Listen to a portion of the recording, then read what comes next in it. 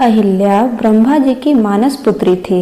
सृष्टि के निर्माता ब्रह्मा जी ने एक स्त्री का निर्माण किया जिन्हें वे अहिल्या के नाम से पुकारते थे। अहिल्या अत्यंत रूपवान थी और उन्हें यह वरदान प्राप्त था कि उनका यौवन सदा बना रहेगा। उनकी सुंदरता के सामने स्वर्ग लोक की अप्सराएं भी फीकी नजर आती थी।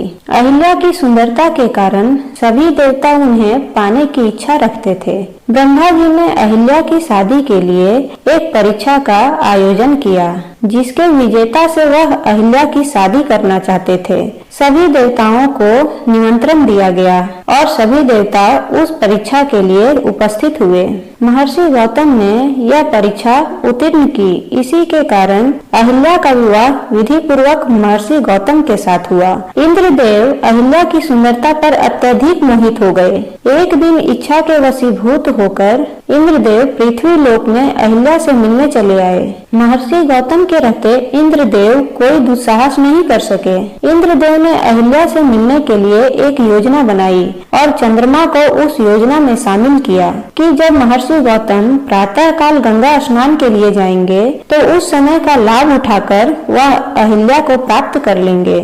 योजना के अनुसार चंद्रदेव ने अर्धरात्रि को मुर्गे की बांग दी। महर्षि गौतम ने समझा कि सवेरा हो चला है। वह तुरंत उठे और गंगा तट पर स्नान करने के लिए चले गए। महर्षि गौतम के जाते ही इंद्रदेव ने महर्षि गौतम का रूप धारण करके उनके घर में प्रवेश किया और पहरेदारी के लिए चंद्रमा को घर के बाहर बिठा दिया।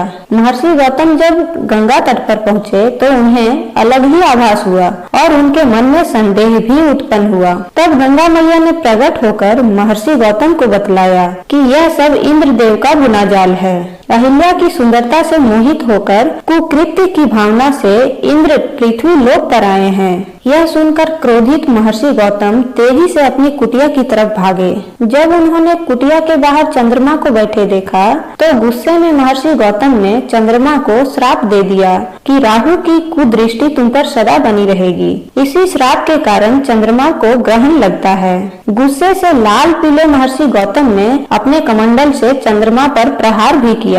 इसी कारण चंद्रमा में दाग है। इंद्रदेव को महर्षि गौतम के आने का आभास होते ही वह वहां से भागने लगे। महर्षि गौतम ने इंद्र को श्राप दिया और पृथ्वी लोक में पूजा न होने की बात कही। वहां से भागते समय इंद्रदेव अपने असली रूप में आ गए। अहिल्या की कोई गलती नहीं थी। उनके साथ तो इंद्रदेव ने छल किया था, परंतु क्रोध के आवेश में महर्षि गौतम ने अहिल्या को अनंत काल तक शिला का रूप धारण करने का श्राप दे दिया। लेकिन जब महर्षि गौतम का गुस्सा शांत हुआ तब उन्हें यह आभास हुआ कि इस सारे प्रकरण में अहिल्या की तो कोई गलती नहीं थी। उन्हें जो श्राप अहिल्या को दिया था उससे उन्हें काफी दुख हुआ, परंतु वह अपना श्राप वापस नहीं ले सकते थे। तब उन्होंने अहिल्या की शिला से कहा कि जब तुम्हारी शिला पर किसी दिव्य आत्मा के चरणों की धूल स्पर्श करेगी तब तुम अपने असली रूप में आ जाओगी। इतना कहकर महर्षि गौतम वहां से चले गए। युग बीत जाने पर महर्षि विश्वामित्र राक्षसी ताड़का के वध के लिए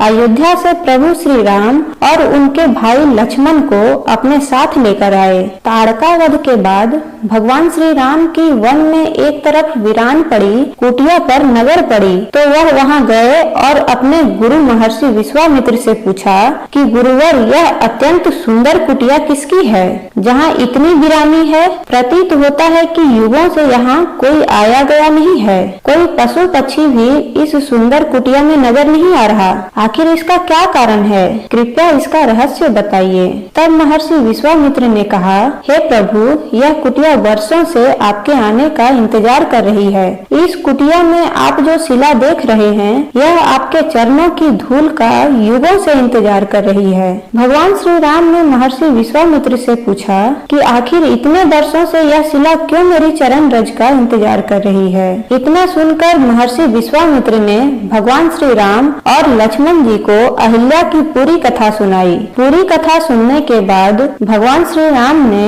अपनी चरणों से उस शिला का स्पर्श किया। चरणों के स्पर्श से शिला अहिल्या के रूप में परिवर्तित हो गई। उस अवसर पर भगवान श्री राम ने अहिल्या से कहा कि इस सारे प्रकरण में आपका कोई दोष नहीं। अब महर्षि गौतम भी आपसे क्रोधित नहीं हैं। अहिल्या के वास्तविक रूप में आते ही वीरान पड़ी कुटिया में फिर से बाहर आ गई। पक्षी चहचहाने लगे। इस प्रकार भगवान श्री राम ने देवी अहिल्या का उद्धार किया। सभी योगी जन इसी राम नाम का जप करते हुए परम सत्य को पाने के लिए प्रयासरत रहते हैं। राम नाम रहस्यपूर्ण व गूढ़ होने पर भी मधुर, मनमोहक और कल्याणकारी है। और इसी के साथ अपनी वीडियो को समाप्त करती हूँ। वीडियो कैसा लगे कमेंट बॉक्स पर जरूर बताएं और वीडियो को लाइक जरूर कीजिएगा। तब तक के लिए जय श्री राम।